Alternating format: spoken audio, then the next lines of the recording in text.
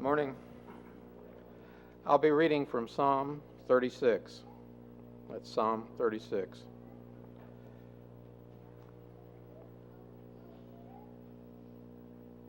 Transgression speaks to ungodly within his heart.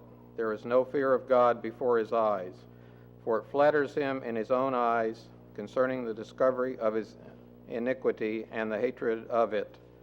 The words of his mouth are wickedness and deceit. He has ceased to be wise and to be good. He plans wickedness upon his bed. He sets himself on a path that is not good. He does not despise evil. Your loving kindliness, O Lord, extends to the heavens. Your faithfulness reaches to the skies. Your righteousness is like the mountains of God. Your judgments are like a great deep. O Lord, you preserve man and beast. How precious is your loving kindliness, O God, and the children of men take refuge in the shadow of your wings. They drink their fill of abundance of your house, and you give them to drink of the river of your delights. For with you is the fountain of life. In your light we see light. O continue your loving kindness to those who know you, and your righteousness to the upright in heart. Let not the foot of pride come upon me, and let not the hand of the wicked drive me away. There the doers of iniquity have fallen. They have been thrust down and cannot rise. I invite you to be turning in your Bibles to the 36th Psalm. 36th Psalm, or Psalm 36, however you wish to put it. Our brother Guy Richards read that for us this morning as we began our period of worship together. And we're going to examine that text in a little closer detail throughout the remainder of our time together. What a wonderful occasion it is when we can come together and we can go to our great God and Father in prayer. We can sing so many wonderful hymns extolling His virtues. And there's a reason why we extol His virtues. And I hope that our examination of Psalm 36 this morning will help us to appreciate exactly why it is that we praise Him for who He is, or we think about the characteristics of our great God. Psalm 36 is a wonderful passage. It is really a short story, if you will, encapsulated in these short 12 verses where three characters are described. In fact, in titling this lesson, I just simply call it the wicked, the Lord, and the believer. Because all three are really characterized in this short psalm. You have, first of all, the wicked in the first 4 verses, and then you have the Lord described in verses 5 through 9, and then the response of the believer in verses 10 through 12. I'll be reading this morning and looking at this passage from the English Standard Version. Most of you know that I typically use the New American Standard. But when it comes to the Psalms, you can always read different passages and different translations, and it puts it just a little bit different way. And I thought, in examining this morning and looking at several different translations, I just thought the English Standard perhaps gave it to us in a way that's easiest for us to understand and makes it meaningful to us. So I'll be reading from that version this morning. Let's begin by looking at what the psalmist says of the wicked in Psalm 36 and verses 1 through 4. The text says, "Transgression speaks to the wicked deep in his heart. There is no fear of God before his eyes. For he flatters himself in his own eyes that his iniquity cannot be found out and hated. The words of his mouth are trouble and deceit. He has ceased to act wisely and do good. He plots trouble while on his bed. He sets himself in a way that is not good. He does not reject evil." The first thing I want you to understand about the wicked in this psalm is that the psalmist is proclaiming that the wicked has a God. But the problem is that the wicked's God is not Jehovah God. None of our translations will read it this way, but the literal reading of Psalm 36 would be the oracle of transgression. That phrase, the oracle of, is always used of the Lord in the Bible. The prophets would speak of the oracle of the Lord, the word of the Lord coming through the prophets in this manner. But you'll note here that it's not the oracle of the Lord. It is the oracle of transgression. It is the oracle of transgression that this wicked person has in his heart. And so, of course, since that is in his heart, that is what is speaking to him. There is no fear of God before his eyes. He has chosen what is his God. He has chosen that which he will serve. This idea of sin or transgression being personified is not alone in this text. You may remember what the Lord said to Cain. What does he say about sin? It is at your door. It is just waiting.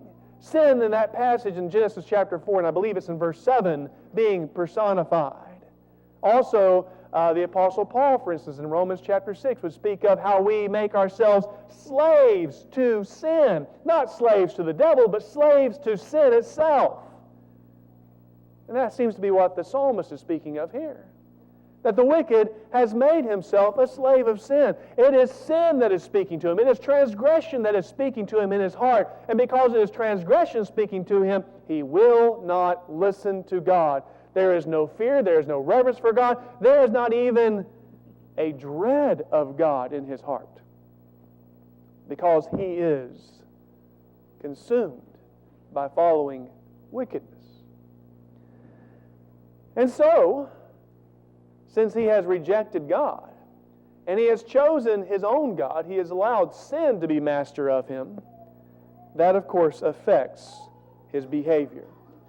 I don't often read quotations from commentaries, but this one was so striking to me I thought I would share it with you. And speaking of verses 2 through 4, this text says, having dispensed with the fear of God, which was the foundation of wisdom, he had become a moral cripple. Think of that. Having dispensed of the wisdom of God, the foundation of wisdom, he has become a moral cripple. And read what it says of him in verses 2 through 4. He flatters himself in his own eyes that his iniquity cannot be found out and hated. He has deceived himself. Since he has rejected God, since there is no fear of God in his eyes, he is now deceiving himself that what he is doing is just fine and dandy. There is no God who can find it out and hate him because of it. Or should we say, hate his sin. He's deceived himself.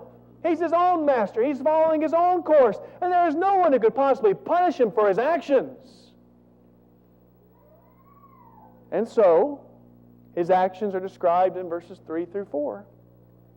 I want you to note in these two verses that you have active wickedness and you have passive wickedness. You have that which is going out and literally doing the wicked things, but then you also have this failure to do what is right. So we might say the active and the passive aspect. So he says, the words of his mouth are trouble and deceit. We might say that is active on his part. But then it says, he has ceased to act wisely and to do good. So not only is he going out there and doing that which is evil in his mouth, but he's failing to do that which is good in his life. And then in verse 4, he plots trouble while on his bed. He sets himself in a way that is not good. He does not reject evil. Same two things. He is actively plotting ways in which he can transgress. He is actively plotting ways in which he can sin and deceive and harm. And in doing so, he does not reject evil.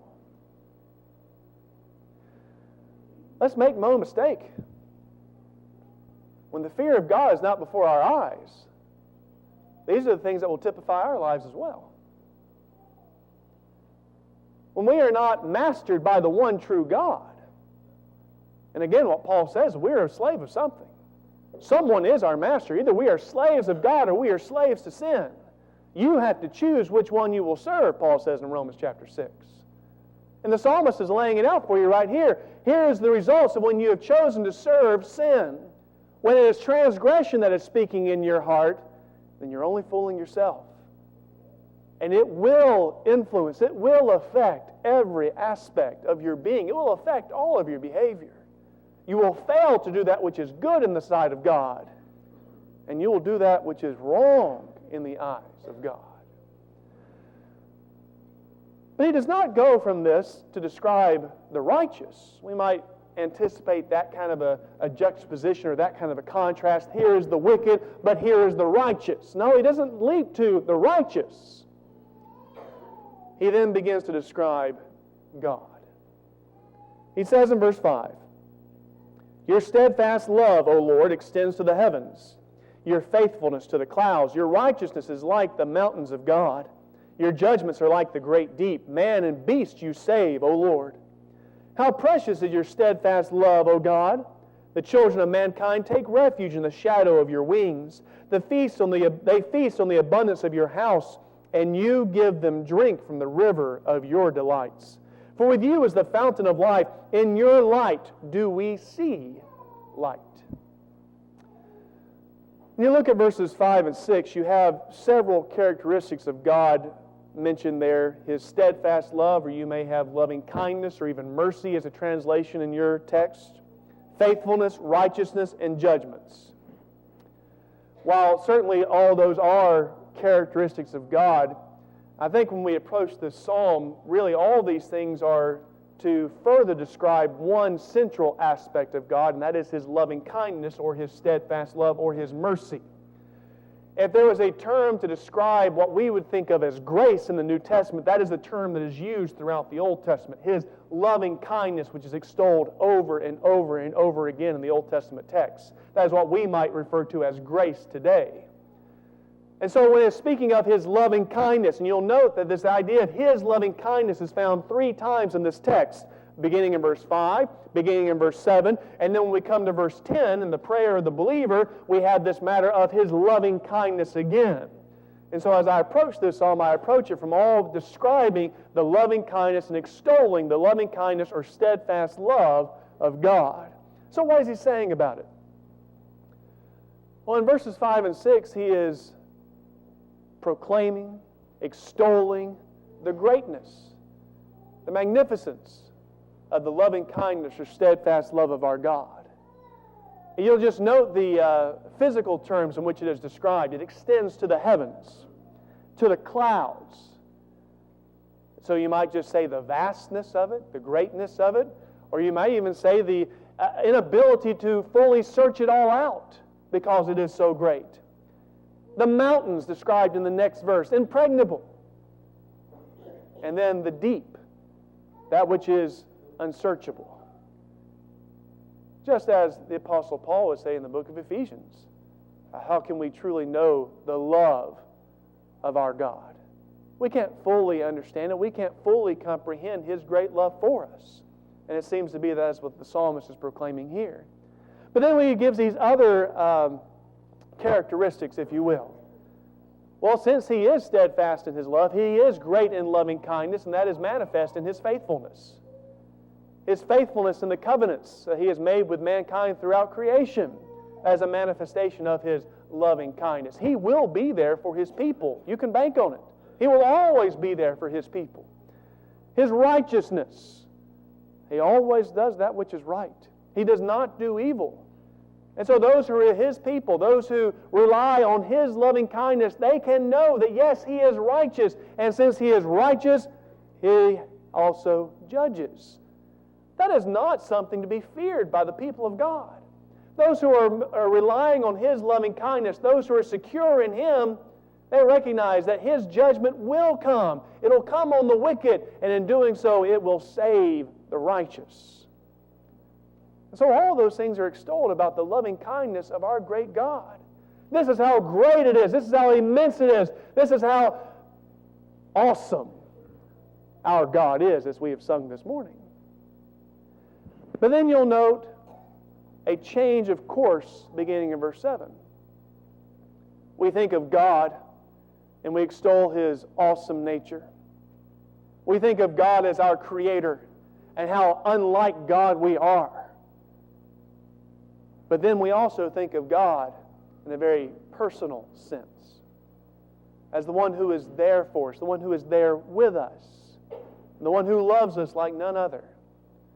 And that is the idea in verses 7 through 9, that this great God, whose loving kindness extends to the heavens, is right there for us, longing to bless us. And so he says, how precious is your steadfast love, O God.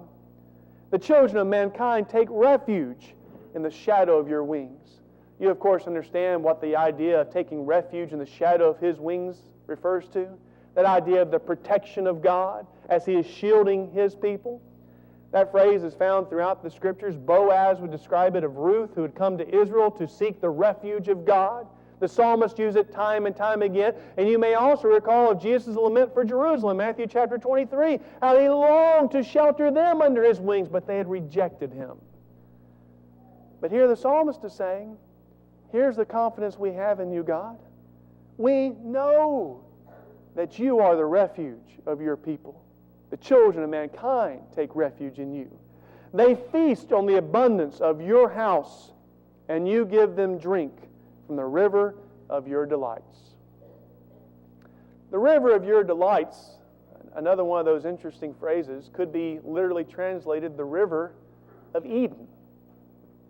You think of Eden as described in Genesis 2 and the 4 rivers that were there. The idea of God being there with man, the idea of God giving life and sustaining man there in Eden, and that idea of a river of life found throughout the Scriptures as well. I'm going to go over to a couple of passages now. First of all, I'm going to go over to Ezekiel 47.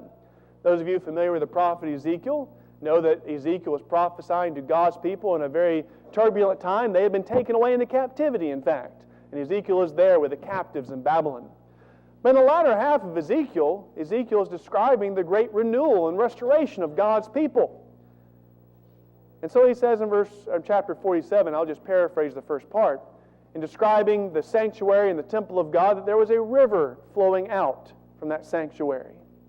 And that river was going out and giving life. And I'm just going to skip down to the final couple of verses, verses 12, just verse 12 actually, of Ezekiel chapter 47. And on the banks, on both sides of the river, there will grow all kinds of trees for food. Their leaves will not wither, nor their fruit fail. But they will bear fresh fruit every month, because the water for them flows from the sanctuary. Their fruit will be for food, and their leaves for healing. Here is the river of God flowing forth from God, from His sanctuary. And on either side of the river are the trees that give life and that they can eat. You read that, and many of you are already thinking of Revelation 22 and the picture of those who would dwell with God. Revelation 22, and beginning in verse 1. Then the angel showed me the river of the water of life, bright as crystal, flowing from the throne of God and of the Lamb through the middle of the street of the city. Also on either side of the river, the tree of life, with its 12 kinds of fruit, yielding its fruit each month. The leaves of the trees were for the healing of the nations, and no longer there will be anything accursed.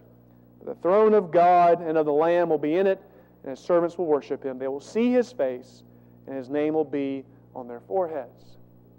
When the psalmist proclaims in Psalm 36 that those who experience the love of God, they will have protection. They will feast, the idea of they will be given life by God. In His abundance, they will drink of the river of His delights. And then he says in verse 9, for with you is the fountain of life. In John the 7th chapter, on the day of the Feast of Booths, and Jesus is there in Jerusalem. And He says to the people in John chapter 7, and I'll be reading from verses 37 and 38, Jesus proclaimed on that occasion, if anyone thirst, let him come to me and drink. And whoever believes in me, as the Scripture has said, out of his heart will flow rivers of living water. Those who love the Lord and are His people, this is what they know they experience. They drink of His water. They have the water of life. And so in your light, do we see light? And perhaps this is the juxtaposition of the righteous with the wicked. If it is the wicked that has transgression speaking deep within their heart, then it is the righteous who, because they dwell in God and He is the light, and they see light and they follow light. The wicked who are out to harm, the wicked who do not fear God, the contrast being made with God Himself. And so, the passage ends with the prayer of the believer. It says in verse 10, Oh, continue your steadfast love to those who know you, and your righteousness to the upright of heart. Who is this love for? Well, of course, it is available to all of man. The passage had already said back in verse 7, the children of mankind take refuge in the shadow of your wings. So this idea of the protection and God feeding the people is available to all. But who is it that will experience it? In verse 10, those who know you. Of course, that's much of what Jesus has to say while He was here on this earth. That if you must know God, you must know Him. You must come to know Him and understand Him and follow Him to know God. So let your steadfast love, your loving kindness continue to those who know you, and your righteousness to the upright of heart. The wicked who do not fear God, they're not righteous. They do not have the upright heart. They cannot experience the loving kindness of God. It may be that David, in penning this psalm, is thinking of those who had afflicted him and those who would continue to afflict him. And so he is beckoning out to his God and appreciating who his God is. You save me. I know you can. I know you will. He goes on in verse 11, let not the foot of arrogance come upon me, nor the hand of the wicked drive me away. If the wicked, as we already read in verse 4, if they're continually on their bed plotting out evil, then who are they plotting evil against? Those of God's people. What are we to do? When we think in our modern society, we think of the godlessness that reigns in our society. We think of how man has set himself against God, and as man has set himself against God's people. And so what are we to do? Where is our safety? Where is our protection? In the loving kindness of God. Perhaps we ought to pray for us and our families every night exactly what the psalmist prayed for in verse 10. Continue your steadfast love to those who know you, and your righteousness to the upright of heart. Let not the foot of arrogance come upon me, nor the hand of the wicked drive me away. There's our confidence. There's our assurance. It is not in man, but our confidence and our assurance for the protection that we need is from God and Him alone. We can have the assurance that ultimately the wicked will not prevail. And so the psalm ends, you might say in a prophetic way, looking at the end. There the evildoers lie fallen. They are thrust down, unable to rise. If you're familiar with the life of David, and we don't know exactly when this psalm occurs, perhaps it was in the time of Saul. Perhaps it was during the time in which David was being afflicted by those round about him. And you can imagine in David's life that there were times in which he could very easily think, it's over. The wicked, they are going to prevail.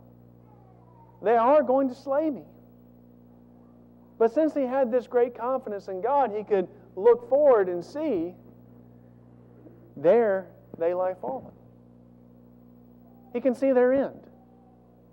They lie fallen. They cannot rise. But I am safe and secure in God. We wonder how things are going to turn out.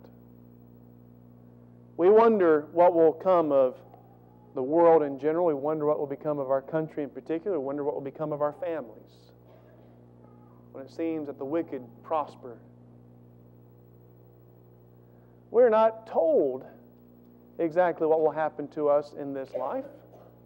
We're not told what will happen to our families. We're not told what will happen to God's people as this earth continues for however long it will continue. It may be that God's people in this country, as they do even now across the world, it may be that they suffer greatly. We don't know that. But what we do know is the end. Even as David could look out and see as a present reality, the evil have fallen. The evil will not rise. That as we maintain our confidence in God and recognize the greatness of our God and recognize that not only is He a great and awesome God, but He is a God who longs to protect us and feed us. And as we long for His loving kindness to be upon us, then we know what the end is. The righteous, the upright of heart, will in fact be with God. The wicked, they will fall, and they will not rise. We're going to sing a song, a verse of an invitation song. And the simple invitation that we would make this morning is, wouldn't you like to have God on your side? But you've got to choose. Who's going to be your God? Is it going to be this life? Is it going to be transgression? Is that what's going to speak to you? Or will it be God and Him alone who speaks to you? Think about that as we stand and sing.